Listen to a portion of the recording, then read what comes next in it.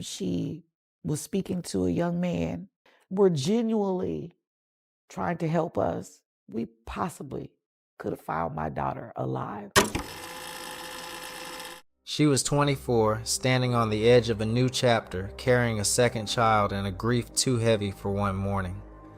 The sorrow of losing a friend weighed on her, but grief was not what threatened her that day. Somewhere between the bus stop and a blue sedan, the ordinary rhythms of her life shattered into silence, one that no one could hear in time. Her sister answered a pocket dial expecting nothing, only to catch screams that would haunt her for years. But all she could hear was Lisa screaming, "Stop, stop," and somebody was hitting her. It is a chilling question. How safe are we when the very systems designed to protect us treat a desperate call for help as an inconvenient interruption? This is the story of Delisa Michelle Kelley. Delisa Michelle Kelley entered the world on July 24th, 1989, in Dallas, Texas, carrying a warmth and quiet strength that would define her life. Raised in a supportive, close-knit environment, she was surrounded by family who loved her deeply and friends who would later remember her as loyal, caring, and endlessly generous. From an early age, Delisa displayed a natural inclination to nurture and support those around her. Her laughter was contagious, her presence comforting, and her kindness boundless. Childhood was filled with neighborhood play, family gatherings, and the gentle dreams of a girl who hoped to make a meaningful impact on the lives of others. As she transitioned into adulthood, those qualities guided her path. She became a devoted mother, a loving daughter, and a friend people relied upon. By early 2014, her life seemed full of promise when she learned she was expecting her second child. Her family recalls her excitement, imagining the joy of welcoming another little one into her life. Details of Delisa's daily life during this period remain limited, yet in the opening days of March 2014, she stood on the threshold of a new chapter, anticipating the challenges and joys of motherhood once again with hope and quiet determination. Then an unexpected sorrow arrived. Delisa's best friend had died in a car accident, a sudden loss that would have been particularly heavy given her pregnancy. The grief she experienced during this already delicate time must have been profound, shadowing what should have been a period of joy. The fragile mix of anticipation and heartbreak foreshadowed a chapter in her life that no one could have predicted. In the early hours of Friday, March 7th, 2014, Delisa awoke with a heavy heart, preparing to attend the wake of her best friend. Though she did not have a car at the time, she was determined to honor her friend's memory and planned to take the bus to the service, showing the dedication and care that had always defined her. Around 4 p.m. that afternoon, Delisa left her home to make her way to the wake. Family members reported that she seemed calm and her behavior appeared normal. Unbeknownst to anyone, this would be the final time she was seen alive. The hours that followed her departure remain unclear, and the events during that time are largely a mystery. What is certain is that Delisa never arrived at the wake she had intended to attend. Approximately 2 hours and 45 minutes after she left, her sister received a phone call that would mark the beginning of a nightmare for their family. The day that had started with quiet preparation for a farewell turned devastating at roughly 6:45 p.m. when Jasmine's phone rang. At first, she thought it might be a mistaken call, but her initial confusion quickly turned to alarm. Through the line, she could hear Delisa's voice in distress, her cries urgent and fearful. Delisa was pleading for help, asking for the aggression to stop. And he's yelling. And she's yelling, "Stop! Stop!" Yet another voice could be heard responding with threats, trying to assert control over her. According to reports, the man on the call said, "You want to be hard-headed." In the background, she hears a guy telling her, "You're being hard-headed. You need to stop." while Delisa's pleas continued for just over a minute. This would be the last time her voice was heard.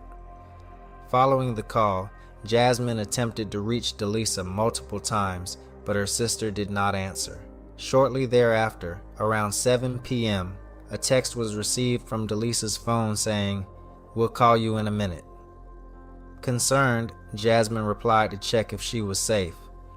The response indicated that someone had accused Delisa of being unfaithful, though the sender was not identified. Delisa did not respond to further attempts to contact her. As calls and messages went unanswered, Jasmine realized that something serious was happening. Growing increasingly worried, she reached out to her grandmother to explain the situation and ask for guidance. Delisa's mother became immediately concerned when her own mother called to explain the situation. She had not been able to reach Delisa either, and the details she was hearing were deeply troubling. "I've been trying to get in touch with Lisa. Have you heard from her?" she told NBC5. By that moment, it was clear to everyone involved that something was seriously wrong, prompting Delisa's grandmother to take the next step, contacting the police. Shortly after 8:30 p.m. that evening, Delisa's grandmother placed a call to 911.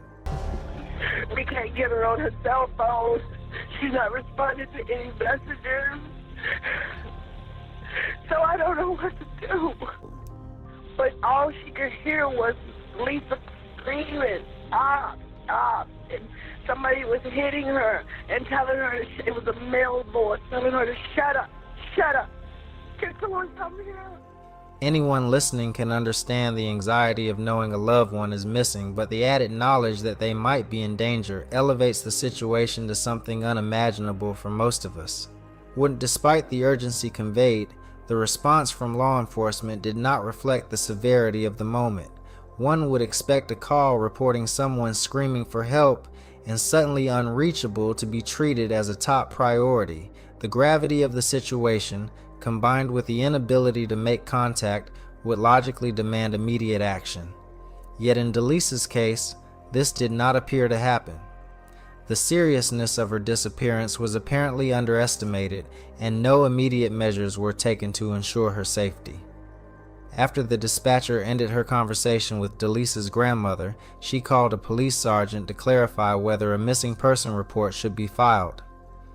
Sergeant Mansell was briefed on the situation, but little did the family know that while they were in crisis, a law enforcement official was downplaying the urgency, when the very individuals expected to safeguard them were instead showing an alarming lack of concern.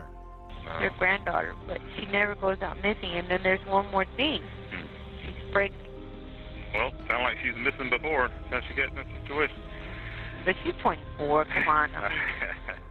As hours passed, the family's anxiety intensified, while the contrast between their desperation and the police's dismissive approach became ever more apparent. This early inaction would contribute to a painful realization that for far too many families, the system meant to protect them does not always respond with the urgency it should. On March 7, 2014, 24-year-old Delisa Kelley left her Dallas home to attend a friend's wake. Nearly 3 hours later, she inadvertently pocket-dialed her sister, and in the background, her voice could be heard in clear distress. When her family could not reach her directly, they immediately called 911. Despite the urgency, the initial report was not acted on quickly, and it would take 48 hours before an official investigation began. Delisa's grandmother, frantic and fearful for her granddaughter, explained to the dispatcher that Delisa had left for the wake around 6 o'clock and that her sister had received a call shortly afterward in which Delisa was clearly in danger. She told them they could not get through to her on the phone and did not know who might have her. The dispatcher gathered the details and contacted Sergeant Mansell of the Dallas Police Department to determine whether a missing person report should be filed. However, Sergeant Mansell did not appear to share the urgency conveyed by the family. Despite being informed about the distressing call, he suggested that Delisa was not technically missing since she had a home to return to and had never been absent before. The family's concern contrasted sharply with the casual approach taken by law enforcement. Were genuinely trying to help us, we possibly could have found my daughter alive. The dispatcher then requested Delisa's phone number and cell phone carrier so that her location could be traced. Once the information was provided, Sergeant Mansell contacted the provider, but they were unable to determine the phone's location. He subsequently submitted a formal request to continue tracking efforts. Meanwhile, Delisa's family could only wait, knowing that the call they had received indicated something serious had occurred. They knew her well enough to understand that she would never simply disappear without cause. On March 8, 2014, with no updates from police, Jasmine followed up in person and filed a one-to-locate report, which provided essential information to help authorities find Delisa, including her name, age, physical description, and other details. Although this was a step forward, it was a small one, and the case still lacked sufficient attention. It would take another 24 hours before a detective was officially assigned. That same evening, March 8th, Delisa's boyfriend also contacted the Missing Persons Unit, leaving his information for a return call. Whether he spoke directly to anyone remains unclear, and by that point, more than 24 hours had passed since Delisa was last seen or heard from, making the delay in response all the more critical. On March 9th, 2 days after Delisa was last seen, a detective was finally assigned to her case. Later that afternoon, her family went to the police station to share their concerns in person. They spoke at length with the missing persons investigator, emphasizing that Delisa's disappearance was highly unusual and that her phone had been off for 2 full days, which was not typical behavior for her. The family also offered additional details about her daily routines, habits, and recent activities to help guide the investigation. Following the meeting, roughly 48 hours after Delisa had last been seen, police issued an endangered person bulletin to patrol units and again contacted her phone carrier to request a detailed copy of her call records. The goal was to examine recent communications to see if they could identify her last known contacts or gather clues about her movements. While these steps represented progress, significant challenges remained, and much critical time had already elapsed since she went missing. Next, the investigation turned to her boyfriend as a person of interest. Very little public information exists about him, and his identity remains largely unknown. After questioning, investigators concluded he could not provide any information regarding Delisa's whereabouts, leaving that lead inconclusive. As part of the ongoing search, the police reached out to local hospitals and morgues to see if Delisa had been admitted or involved in an accident. Their inquiries yielded no results, offering no additional insight into her location. On March 10th, investigators visited Delisa's neighborhood to further explore her disappearance. They conducted interviews with her grandmother and canvassed the surrounding area, but these efforts produced no new leads. Officers also contacted the local transit authority to determine if Delisa had boarded the bus she was expected to take to her friend's funeral. While details of that inquiry remain unclear, it was confirmed that she never arrived at the service, heightening the concern surrounding her disappearance. Despite these efforts, investigators continued to follow leads and search for any indications of where Delisa might be, but tangible clues remained elusive. Later that same day, law enforcement posted a notice on social media requesting the public's assistance in providing any information about her whereabouts. The following day, March 11th, Delisa's family held a press conference, hoping that public attention might generate new leads or at least bring someone forward with helpful information. Tips began to arrive shortly after the family's press conference, and several of them indicated that Delisa may have been seen in the days following her disappearance. Investigators traveled to the locations mentioned in the tips and conducted thorough searches, but they found no sign of her. Other tips suggested that she had been spotted at a local stop-and-save convenience store between 5 and 6:30 p.m. on the day she went missing. In response, law enforcement visited the store and attempted to obtain surveillance footage in the hope of locating Delisa on camera. Unfortunately, their efforts did not produce any usable information, and the trail remained cold. Then, just 2 days later, on March 14, 2014, the search took a devastating turn. Around 10 a.m., patrol officers discovered a body on the porch of an abandoned home on the 1200 block of Presidio Avenue. Detectives responded to the scene and confirmed that the victim was Delisa Kelley. The circumstances of her death were tragic and alarming. She had suffered severe trauma, and evidence indicated that she had struggled in her final moments. The case immediately shifted from a missing person investigation to a homicide, though the search for leads to identify those responsible was only beginning. 2 weeks after her body was discovered, the Dallas Police Department announced an internal review into the handling of Delisa's case. Concerns had been raised about Sergeant Mansell's response to the initial 911 call and his decisions on the night she disappeared. The department pledged to review the matter and hold personnel accountable. Despite the review, Sergeant Mansell received a 1-day suspension and remained on duty.